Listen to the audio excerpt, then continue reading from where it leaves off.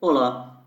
Neste vídeo, iremos abordar a situação onde as tabelas são geradas por duas variáveis categóricas, sendo que pelo menos uma delas possui mais de duas categorias e as amostras são independentes. No caso mais geral, uma tabela cruzada para duas variáveis categóricas, sendo que a variável representada nas linhas possui R categorias e a variável representada nas colunas possua C categorias, terá a seguinte estrutura: R linhas, C colunas. Aqui vamos considerar o caso onde as amostras são realizadas para cada categoria da variável de exposição e elas são independentes. Vamos chamar essa tabela de tabela RC, R linhas, C colunas. A partir da tabela de valores observados no estudo, mostrada aqui, calculamos as seguintes proporções. Proporção de indivíduos no nível 1 da variável de exposição, P1+, é igual ao número total de indivíduos no nível 1 da variável de exposição, sobre o total de indivíduos, N. Proporção de indivíduos no nível 1 do desfecho, P mais 1, que é o total de indivíduos observados no nível 1 do desfecho, sobre o número total de indivíduos observados no estudo, N.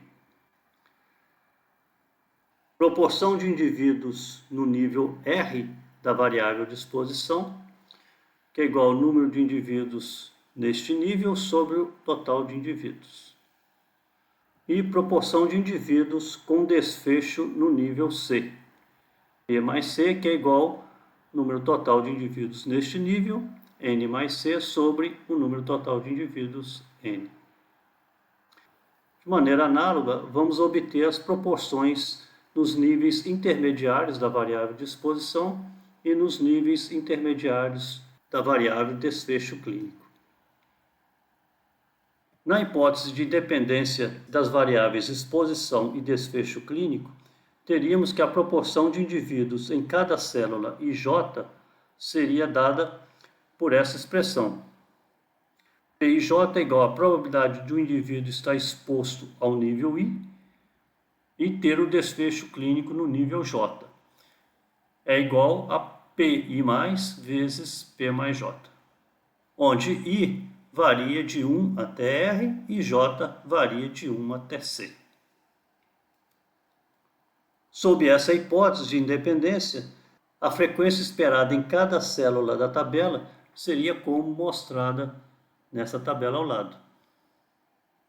Por exemplo, a frequência esperada na célula correspondente ao nível 1 da variável de exposição e o nível 1 da variável desfecho clínico seria dada por P1+ vezes P mais 1 vezes N, que é igual a N vezes N1+ sobre N vezes N mais 1 sobre N, que é igual a esse primeiro termo que aparece na tabela. De modo análogo, vamos obter as demais frequências esperadas em cada célula dessa tabela. Então, sob a hipótese nula, independência do fator de exposição e desfecho clínico, nós esperaríamos que os valores observados em cada célula não sejam muito diferentes dos valores esperados. Assim, essa estatística nos dá uma ideia do quanto esses valores observados diferem dos valores esperados sob a hipótese de independência das variáveis.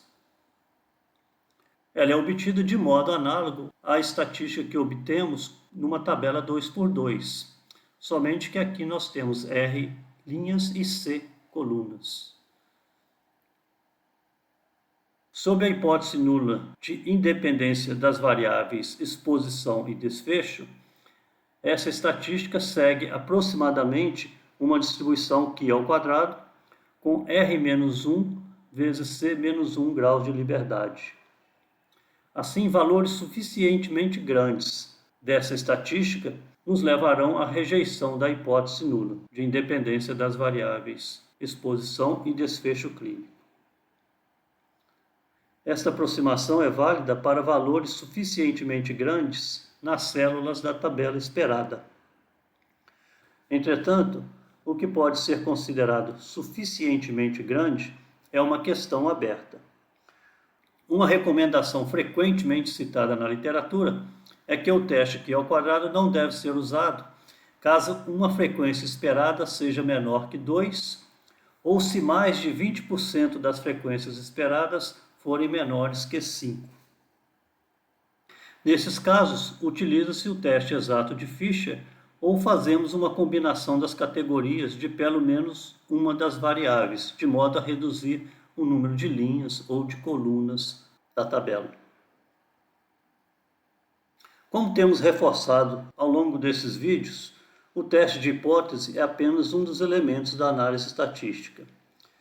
Mais importante em uma tabela RC é verificar os valores das medidas de associação e os respectivos intervalos de confiança.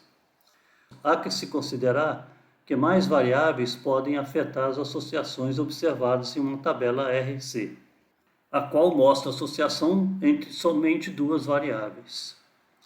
Análises mais sofisticadas envolvendo múltiplas variáveis categóricas utilizam modelagem estatística para identificar padrões nos dados observados. Esses modelos estão fora do escopo dessa sequência de vídeos. Vamos fazer um teste Q ao quadrado para uma tabela RC no R-Commander, usando o conjunto de dados Bacteria do pacote MESS.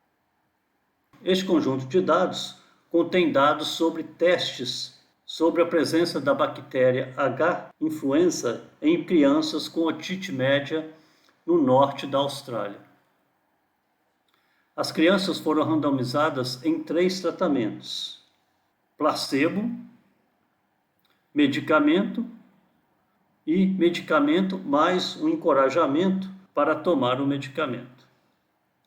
A variável Y indica a presença ou não de bactéria.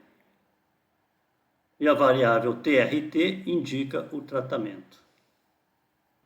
A presença de bactérias foi verificada nas semanas 0, 2, 4, 6 e 11. Vamos verificar a associação entre os tratamentos e a presença ou não de bactéria na 6ª semana. Estamos aqui no R-Commander. Vamos supor que já carregamos a biblioteca MAS e o conjunto de dados Bacteria. Aqui está o conteúdo do conjunto de dados Bacteria. Para verificarmos a associação entre tratamento e a variável Y na semana 6, vamos precisar selecionar todos os registros desse conjunto de dados com o valor da variável WIC igual a 6. Então, para isso, vamos em Estatísticas, tabelas de contingência, tabela de dupla entrada. Na variável das linhas, vamos selecionar tratamento. Para as colunas, vamos selecionar a variável Y. Em expressão, vamos selecionar todos os registros do conjunto de dados com o valor de WIC igual a 6. Então, escrevemos o WIC igual a 6. Em estatísticas, vamos marcar a opção percentual nas linhas. O teste Q quadrado já está marcado, mas também vamos marcar o teste exato de Fisher.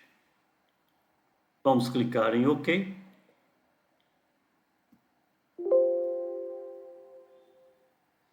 E os resultados são apresentados aqui embaixo. Então, primeiramente é mostrada a tabela de frequência relacionando o tratamento com a presença ou não de bactéria. Aqui os percentuais nas linhas.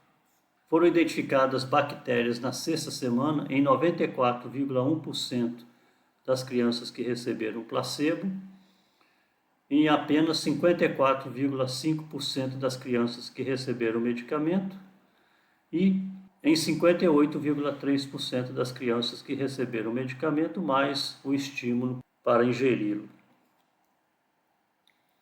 O teste Q quadrado produziu um valor de P igual a 0,03, não muito diferente do valor P gerado pelo teste exato de Fischer. Se adotarmos o nível de significância igual a 5%, nós rejeitaríamos a hipótese nula de que não há associação entre o tratamento recebido e a ocorrência ou não de bactérias. Esta é uma análise preliminar.